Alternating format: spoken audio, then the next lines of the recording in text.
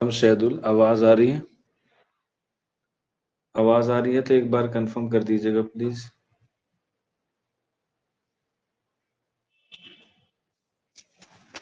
آواز اور بورڈ دونوں کلیئر ہے؟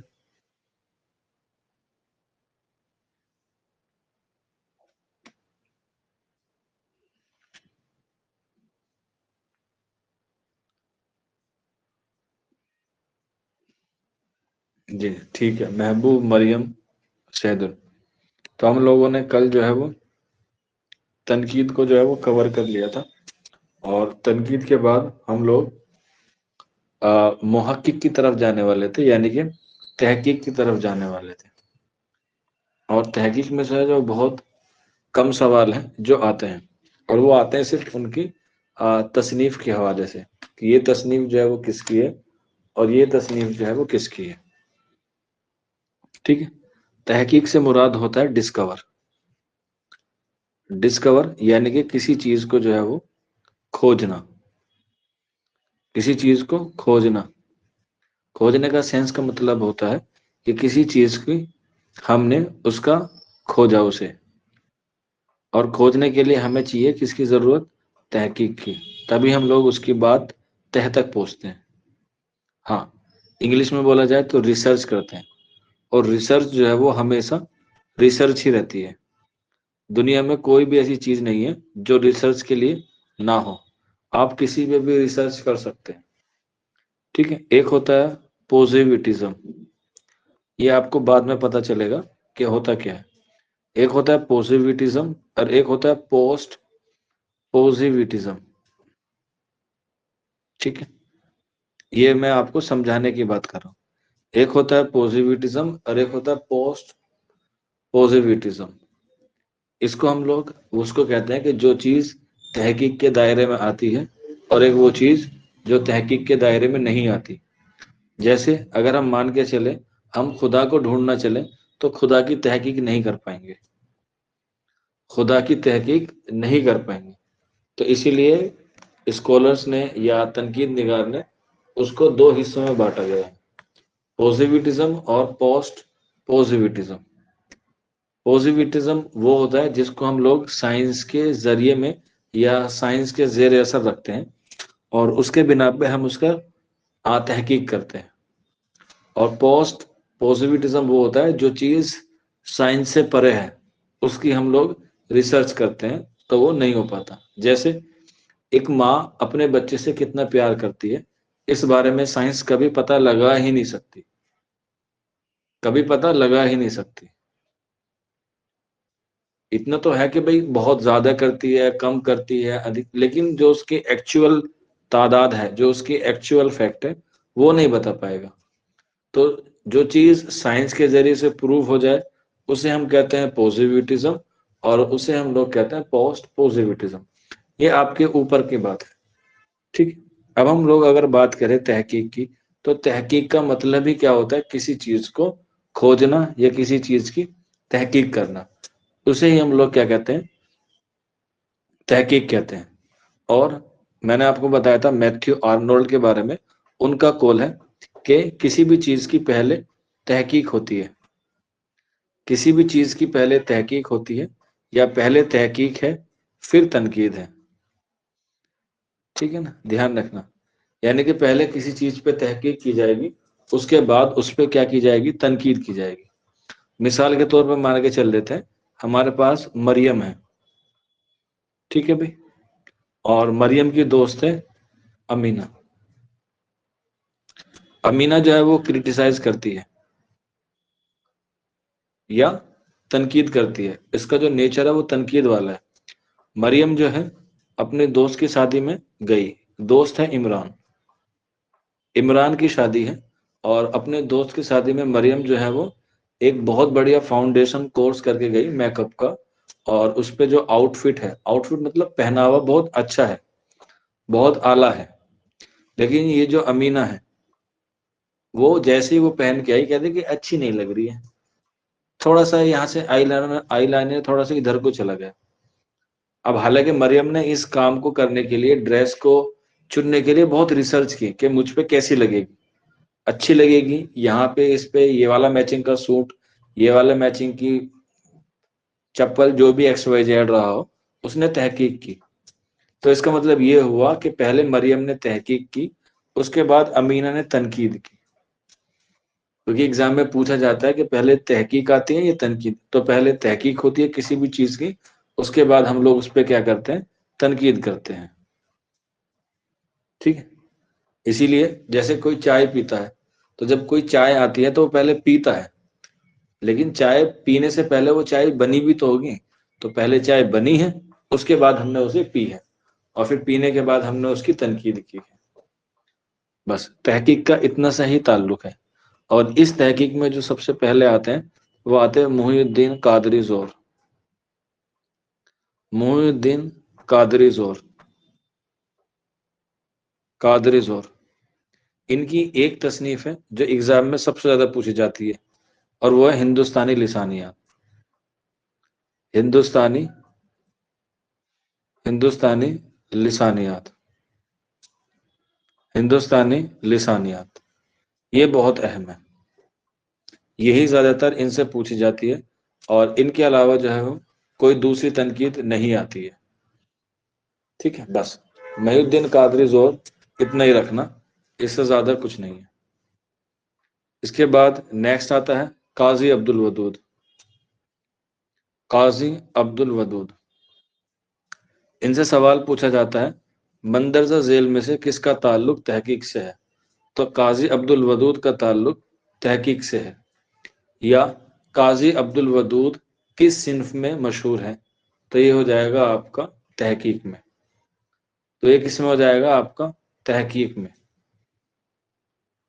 قاضی عبد الودود کا تعلق کس سے ہے، تحقیق سے ہے.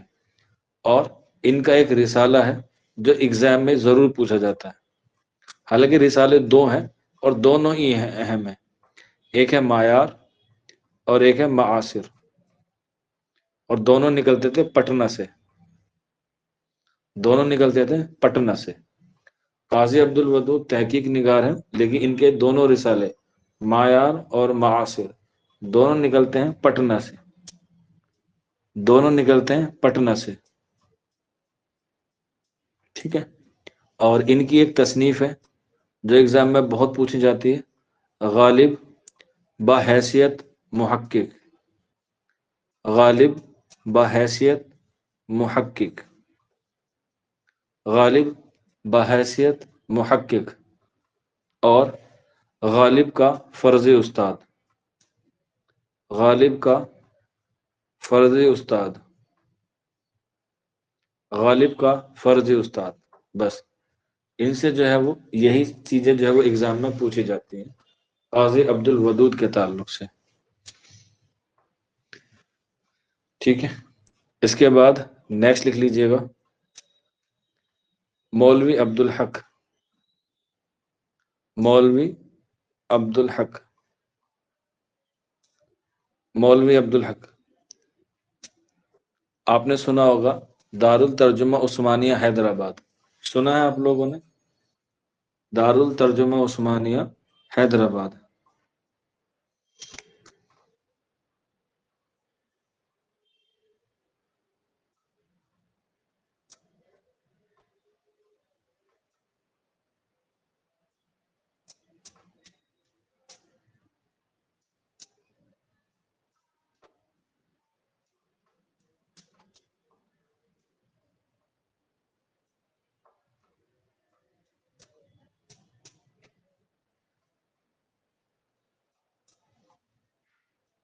ہاں تو بتائیے، دارالترجمہ عثمانیہ جو حیدرآباد میں قائم تھا اس کا ایئر کیا ہے؟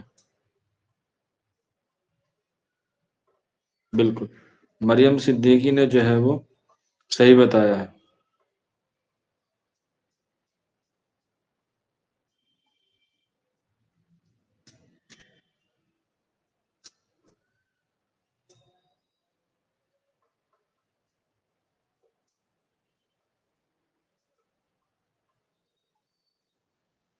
بالکل مریم صدیقی نے صحیح جواب دیا 1917 میں.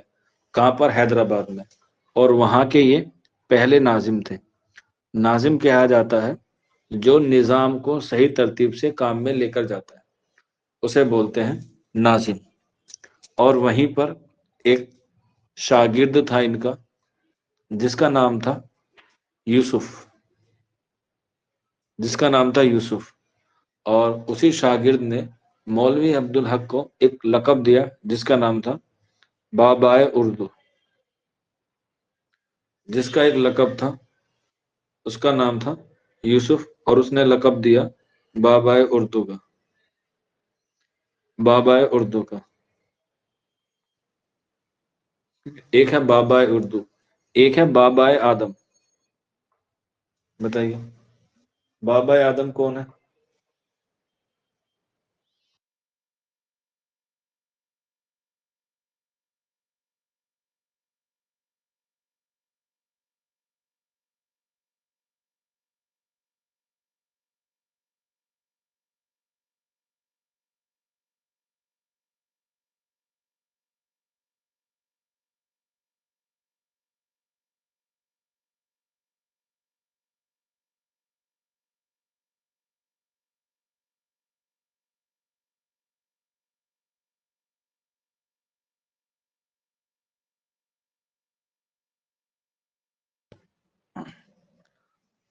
امیر خسرو۔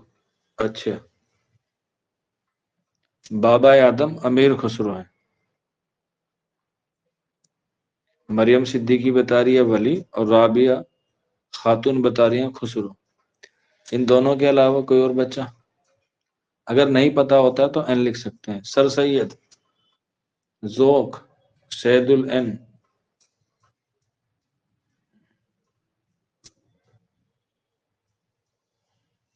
ہاں بالکل، مریم صدیقی کا صحیح آنسر ہے ولی دکنی۔ ٹھیک ہے، ولی دکنی کو بابائے آدم بولتے ہیں۔ اور آقائے اردو کسے بولتے ہیں؟ یہ تینوں کنفیوز کرتے ہیں، بابائے اردو، آقائے اردو اور بابائے آدم۔ آقائے اردو کس کو بولتے ہیں؟ آقائے اردو کسے بولتے ہیں؟ یاد رکھ لینا، امپورٹینٹ ہے، محمد حسین آزاد کو، محمد حسین آزاد کو آقائے اردو بولتے ہیں۔ بابائے اردو مولوی عبدالحق ہیں، آقائے اردو محمد حسین آزاد ہیں، اور بابائے آدم، بابائے آدم کون ہے؟ ولی دکنی۔ ٹھیک ہے، ولی دکنی۔ اور ولی دکنی کو بابائے آدم کس نے کہا ہے؟ محمد حسین آزاد نہیں کہا ہے۔ یہ بات بھی آپ لوگ نوٹ کر کے لکھ لیجیے گا۔ ٹھیک ہے، مولوی عبدالحق، بابائے اردو۔ ٹھیک ہے، چلے۔ اور ان کی جو پہچان ہے وہ کس سے ہوتی ہے؟ وہ ہوتی ہے محقق۔ انہوں نے جو ہے بہت ساری تصنیف کو کیا کیا ہے؟ ترتیب دے کے شائع کیا ہے، جس میں سب سے اہم ہے کتب مستری۔ کتب مستری، اس کو مرتب کس نے کیا ہے؟ مولوی عبدالحق نے کیا ہے۔ اس کے بعد اردو کی سب سے پہلی داستان سبرس، سبرس کو بھی اس نے مرتب کیا ہے۔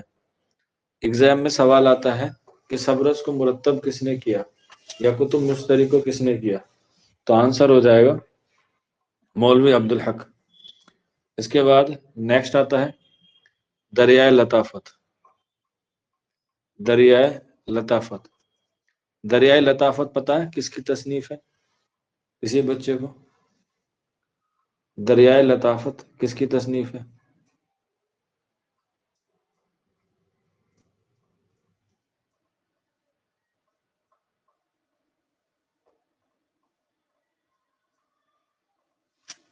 اگر نہیں پتا تو این لکھ دیجیے گا، دریائے لطافت۔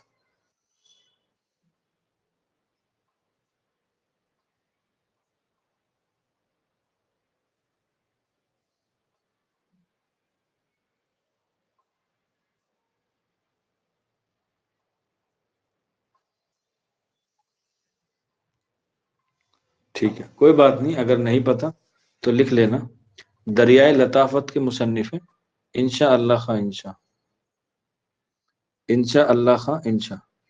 اور یہ جو تصنیف ہے دریائے لطافت، یہ اردو قواعد کی پہلی کتاب ہے، دھیان رکھنا، اردو قواعد کی پہلی کتاب، اردو قواعد پر لکھی گئی پہلی تصنیف ہے انشاءاللہ خان انشا کی دریائے لطافت، اور ایئر ہے 1801، 1801 یا 1802، دریائے لطافت انشاءاللہ خان انشا نے لکھی ہے، لیکن اس کو مرتب کس نے کیا ہے؟ مولوی عبدالحق نے کیا ہے، مولوی عبدالحق نے کیا ہے۔ اس کے علاوہ اردو کی سب سے مشہور داستان باغ و بہار، اس کو بھی مرتب کس نے کیا ہے؟ مولوی عبدالحق نے کیا ہے، مولوی عبدالحق نے کیا ہے۔ اس کے بعد اردو کا پہلا تذکرہ نکات الشورى، اس کو بھی کس نے مرتب کیا ہے؟ مولوی عبدالحق نے کیا ہے، مولوی عبدالحق نے کیا ہے، ٹھیک ہے۔ ہاں بس یہ تصنیف لکھ لینا جو انہوں نے مرتب کی ہے۔ اور ان سب سے بھی زیادہ جے این یو میں یہ سوال آپ کا آنا طے ہے، اور وہ ہے چند ہم عصر، یہ تصنیف ہے مولوی عبدالحق کی۔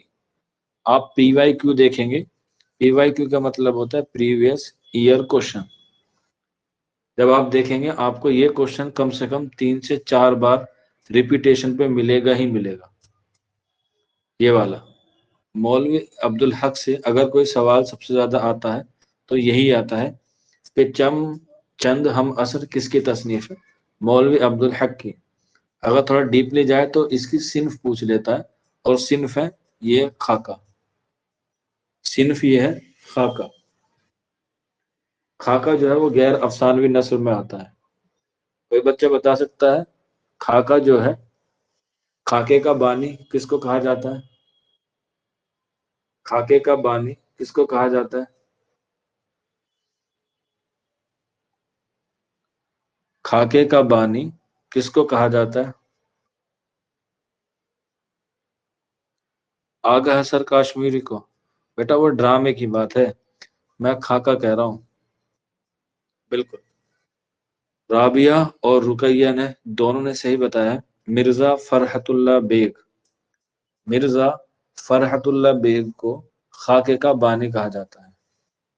ویری گڈ، لکھ لینا اگر نہیں لکھا کسی نے، مرزا فرحت اللہ بیگ، مرزا فرحت اللہ بیگ کو کیا کہا جاتا ہے؟ خاکوں کا بانی کہا جاتا ہے۔ چلیے پھر آگے بڑھتے ہیں۔ مولوی عبدالحق کی ایک اور تصنیف ہے جس کا نام ہے اردو کا المیہ، اردو کا المیہ۔ بس یہ 2 تصنیفیں آپ کو یاد رکھنی ہے، چند ہم عصر اور اردو کا المیہ، باقی تو انہوں نے جو ہے وہ مرتب کیے ہیں۔ اس کے بعد نیکسٹ آتا ہے امتیاز علی عرشی، امتیاز علی عرشی، ایک امتیاز علی خاں ہے، ٹھیک ہے، امتیاز علی تاج ہے سوری، اور ایک ہے امتیاز علی عرشی، ٹھیک، اور ان کا تعلق بھی جو ہے وہ کس سے ہے؟ محققی ہیں، اور ان سے جڑا سوال پوچھا جاتا ہے ایگزام میں کہ یہ کس لائبریری سے وابستہ تھے، تو آنسر ہو جائے گا رضا لائبریری سے یہ تعلق تھے، جو کہاں پر تھی؟ رامپور میں، رضا لائبریری رامپور میں تھی، وہاں پر انہوں نے جو ہے وہ کام کیا اور وہاں سے وابستہ تھے۔ اور وہاں پر انہوں نے کس پہ کام کیا، یہ بھی ایگزام میں پوچھا جاتا ہے کہ وہاں پر انہوں نے سب سے زیادہ کام کس پہ کیا۔ شاید میں نے آپ لوگوں کو پہلے بتایا بھی ہوگا، آپ لوگوں نے لکھا بھی ہوگا، جس کو پتا ہے وہ بتائیے فٹافٹ۔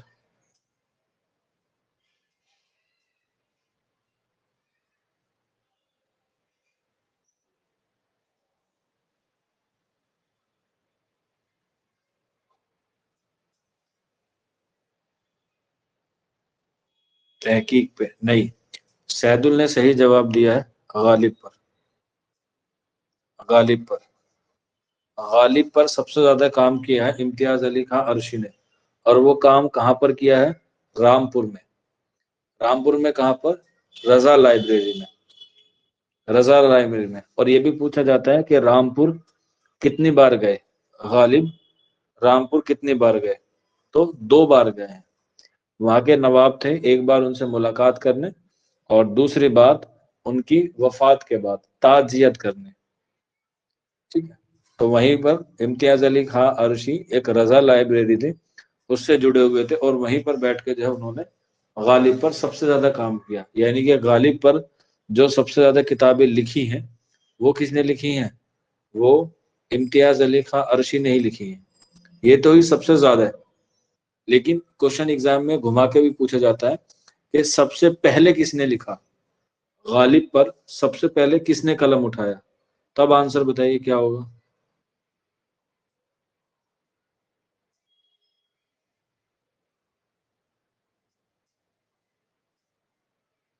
بالکل، محبوب اور سید السنور. شاباش. یعنی کہ سمجھ میں آ گیا آپ لوگوں کو کہ یہ ہے آنسر اس کا حالی. اور ان کی تصنیف ہے یادگار غالب، جو انہوں نے سب سے پہلے لکھی گئی، غالب پر کیا گیا کام. ٹھیک. اور ان کی ایک تصنیف ہے دیوان غالب، دیوان غالب، جس کو امتیاز علی خان عرشی نے کیا کیا ہے، ترتیب دیا ہے. امتیاز علی خان عرشی نے. اور یہی جو ہے وہ ایگزام میں زیادہ تر ان سے پوچھی جاتی ہے. جتنی بھی ہوگی وہ زیادہ تر غالب کے حوالے سے ہوگی. مکاتب غالب ان کے خطوط کا مجموعہ ہو جائے گا. اس کے علاوہ انتخاب غالب، انتخاب غالب ان کے فارسی مجموعوں کو ہو جائے گا. تو یعنی کہ جتنا بھی کام غالب پر ہوا ہے زیادہ تر وہ کس نے کیا ہے؟ امتیاز علی خان عرشی نے کیا ہے. امتیاز علی خان عرشی نے کیا ہے. ٹھیک. چلیے اس سے آگے بڑھتے ہیں. نیکسٹ رشید حسن خان. رشید حسن خان. رشید حسن خان یہ بھی جو ہے وہ تحقیق نگار ہیں، اور ان کا بھی جو ہے وہ نام کافی ہے رشید حسن خان کا، کیونکہ یہ جو ہے وہ جدید تحقیق میں جو ہے وہ شمار کیے جاتے ہیں. کیونکہ ان کی جو پیدائش ہے وہ تقریباً 1925 کے آس پاس ہوئی، جب ہم لوگ آزادی کی طرف کو جو ہے وہ چل رہے تھے. اور جب تحقیق کا نظریہ بدلتا ہے تو اس میں جو ہے وہ ان کے معاملات بھی جو ہے وہ کیا ہوتے ہیں، کچھ الگ دیکھنے کو جو ہے وہ ملتے ہیں. لیکن رشید حسن خان جو ہے وہ ایک تحقیق نگار ہونے کے ساتھ ساتھ ایک تنقید نگار بھی ہیں. ان کو جو ہے وہ دونوں چیزوں پہ کیا تھی، یکساں مہارت حاصل تھی. چاہے تنقید کے حوالے سے بات کی جائے، چاہے تحقیق کے حوالے سے بات کی جائے. لیکن ان کو جو مشہوریت ملی یا ان کو جو مقبولیت ملی وہ ملی تحقیق کے حوالے سے. اور ان کی ایک کتاب ہے اردو املا. اردو املا یہ بہت مشہور کتاب ہے ان کی، اردو املا. اس کے بعد اردو کیسے لکھے، اردو کیسے لکھیں.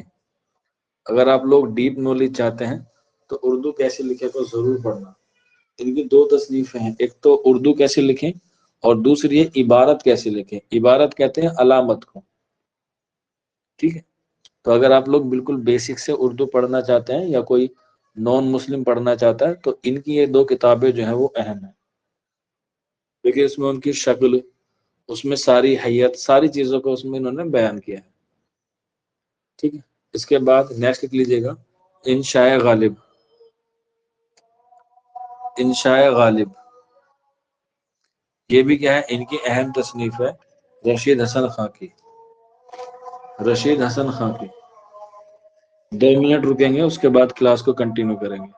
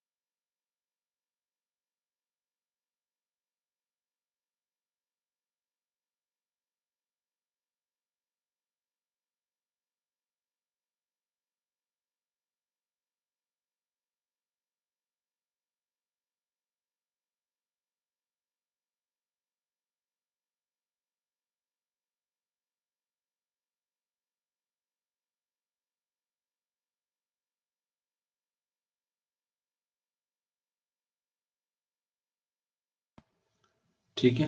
انشاء غالب یہ کیا ہے؟ غالب پر لکھی گئی ان کی اہم تصنیف ہے رشید حسن خان کی. یہ سارے ہم لوگ جو ہے وہ تحقیق نگار پڑھ رہے ہیں، اور ایگزام میں جو ہے وہ ایسے بھی آتا ہے کہ ان میں سے کس کا تعلق تنقید سے ہے اور کس کا تعلق جو ہے وہ تنقید سے نہیں ہے. تو ان سب چیزوں کو آپ لوگ جو ہے وہ ضرور دھیان میں رکھیں. ٹھیک ہے. اس کے بعد نیکسٹ آتا ہے گیان چند جین. گیان چند جین. گیان چند جین اور گوپی چند نارنگ میں بہت سے بچوں کو کنفیوژن ہوتا ہے کہ یہ کس کی تصنیف ہے اور یہ کس تعلق سے رکھتے ہیں. تو دھیان رکھنا، جس کے پاس بھی گیان ہوگا، جس کے پاس بھی گیان ہوگا وہ کیا ہوگا؟ وہ ہمیشہ تحقیق کرے گا. وہ ہمیشہ کیا کرے گا؟ تحقیق کرے گا. تو اسی لیے گیان چند جین کے تعلق سے یہ ہے کہ یہ کیا ہے؟ یہ تحقیق نگار ہے. اور ان کی ایک بہت شاندار کتاب ہے، بہت شاندار. اس سے شاندار کتاب جو ہے وہ داستان کے حوالے سے کوئی نہیں ہے، اور وہ ہے اردو کی نثری داستان. اردو کی نثری داستان، سوری داستانیں ہیں، اردو کی نثری داستانیں. اگر آپ داستان کا پورا نچوڑ چاہتے ہیں، نچوڑ کا سینس بالکل داستان کو 0 سے لے کے 100 تک پڑھنا چاہتے ہیں، تو آپ کو یہ والی جو تصنیف ہے اردو کی نثری داستان، اچھا میں نے یہاں نہیں لگایا، اردو کی نثری داستان ہے، یہ جو ہے وہ آپ کو ضرور پڑھنی ہے. جب آپ لوگ انٹرنس کلیئر کر لیں گے تو اسے آپ لوگ جو ہے وہ اپنی لائبریری میں ضرور رکھیں. اس سے کیا ہوگا؟ اس سے آپ کو داستان کے بارے میں ساری چیزیں جو ہے وہ پتہ چل جائیں گی.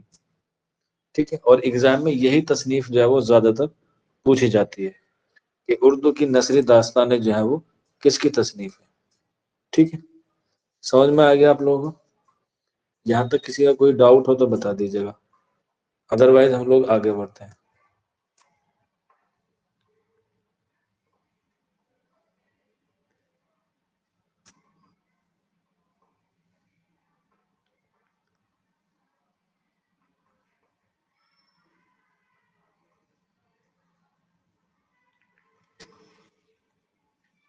ٹھیک ہے. داستان کسے کہتے ہیں؟ داستان کسے کہتے ہیں یہ بھی بڑا مسئلہ ہے بھائی.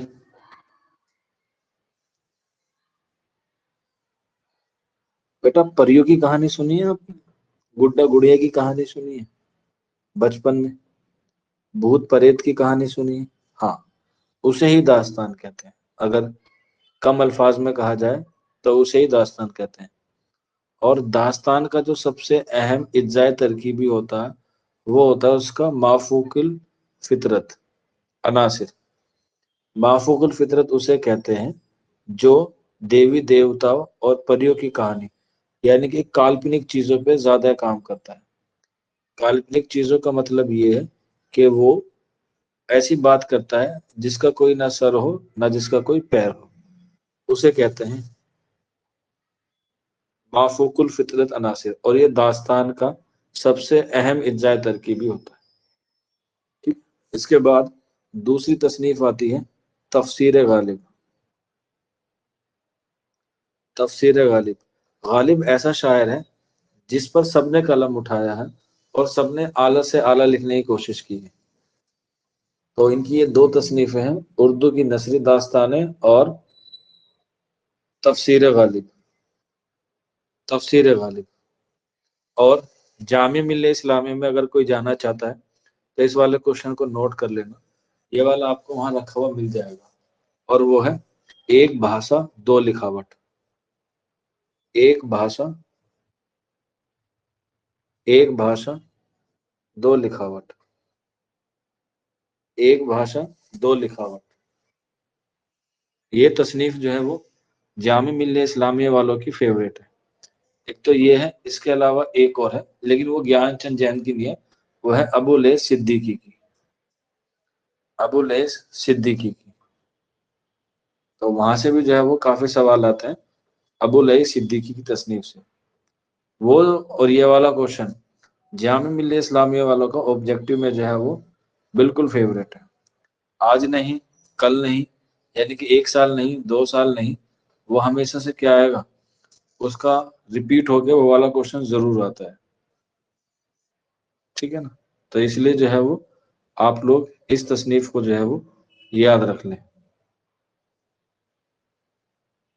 چلیے آگے بڑھتے ہیں۔ اس کے بعد گیان چند جین کے بعد، حالانکہ لاسٹ یہی ہے لیکن پھر بھی ایک اور بستے ہیں جس کو لوگ کہتے ہیں جمیل جلیبی، ٹھیک ہے؟ بہت سے بچے ان کو جمیل جلیبی کہتے ہیں، جبکہ یہ جمیل جالبی ہیں، جبکہ یہ کیا ہے، جمیل جالبی ہیں، جمیل جالبی ہیں۔ اور ان کا جو تعلق ہے وہ کس سے ہے، وہ ہے تحقیق سے۔ اور اگر کسی نے اردو کی تاریخ کی جو سب سے لمبی کتاب لکھی ہے، اسی لمبی تحریک بات کی ہے، تو وہ ہے ہمارے جمیل جالبی۔ ان کی تصنیف ہے تاریخ ادب اردو، تاریخ ادب اردو، یہ 4 جلدوں پہ ہیں۔ اور اسے جب کوئی کتاب لینا چاہتا ہے تو اسے آرڈر دینا پڑتا ہے کہ مجھے یہ والی تصنیف چاہیے، تو مجھے یہ والی تصنیف چاہیے، سمجھ رہے ہو؟ اور اس کا جو پرائز ہے وہ تقریباً 4,000 یا 5,000 کے سم تھنگ ہے، 4,000 یا 5,000 کے سم تھنگ ہے۔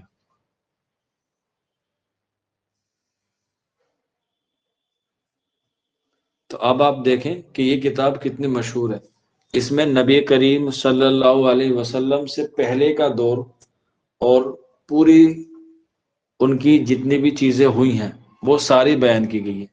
اور اس کی جو ایک جلد ہے، جو آپ لوگ ایک قرآن دیکھتے ہیں نا، قرآن، وہ اس کا ایک حصہ ہے۔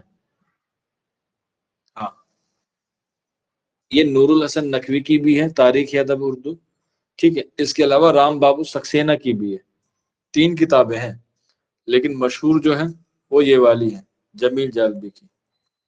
نور الحسن نقوی کی تو وہ بہت چھوٹی سی کتاب ہے، پدی سی، جسے آپ لوگ جامع ملیہ اسلامیہ کے سبجیکٹو کو پریفرنس دے سکتے ہیں، وہ وہاں پہ کام آتی ہے، ٹھیک ہے؟ رام بابو سکسینہ کی بھی ہے، رام بابو سکسینہ کی بھی ہے، تو اسے بھی دے سکتے ہیں، لیکن یہ تاریخ ادب اردو اعلیٰ درجے کی کتاب ہے اور اہم ہے، ٹھیک ہے؟ اسی لیے اب یہ بھی پوچھا جاتا ہے کہ پہلے کس نے لکھی، تو پہلے لکھی رام بابو سکسینہ نے، اس کے بعد نور الحسن نے، اور پھر جمیل جالبی نے، یہ سیکوینس ہے۔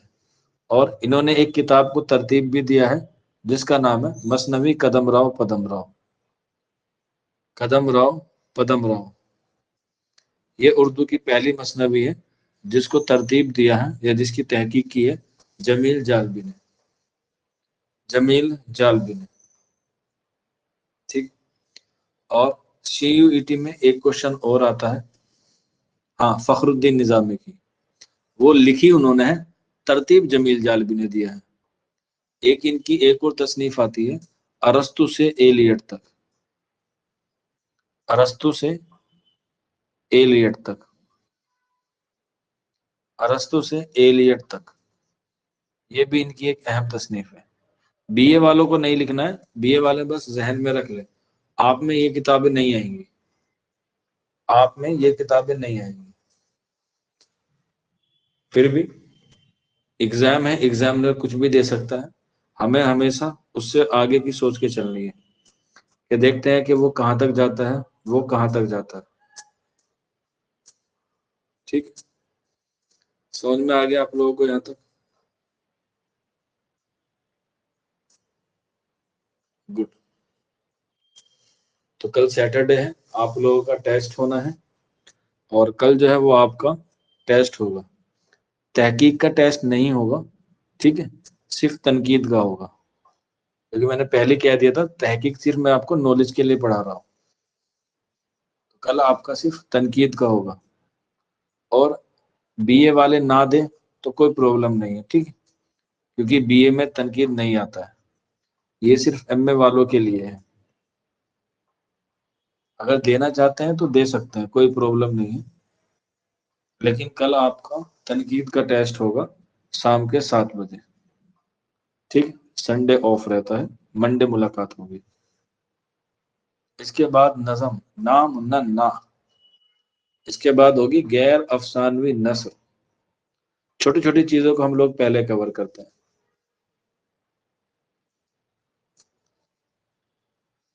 غیر افسانوی نثر جیسے سوانح، خاکہ، ٹھیک ہے، سفر نامہ، خود نوشت، انشائیہ، یہ سب